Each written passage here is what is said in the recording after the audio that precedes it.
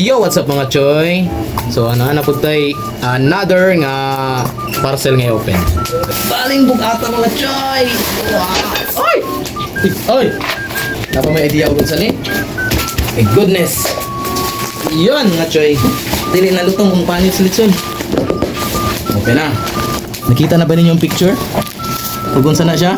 Oh, pwede siya mahimog plate cabinet or matawag na plate cabinet. Ayun. And ayun. Yari ang free nga kuan. So kani siya mga choy, assemble pa ni. Ato pangitaon sa ang manual. Mugo na. Once ka na mo receive og mga inani mga choy, or mo palit mo sa mga mall or sa department store, pinakaunan yung pangitaon ko is ang manual. Wala pa ko kita sa manual, siguro nas nila kailalo. Or ang mobile ginatabunan na nila ani. Maniporma mga choy. Ano siya? Di ba? So pwede siya mabutangan o plate sa ilalom. Pwede ka nila yung rice cooker mga choy. Na rice cooker o kaning oven. Kaya mga screw. Kani. Yun.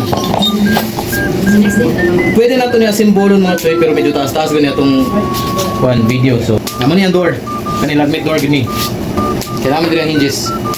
Close na ko ni. Kung mag-assemble ta, i-open nato ning murgya ko na wala tayo gusto namin. So balik na sa nato mga tiyan. In kaso nga dili na ko may madahan og assemble. Kauban nato diri si Engineer Reg. Tong backup ug mag-assemble ta pohon. Oo. Og nami yaya na ako diri. God bless og amping kang tanan. Choyens.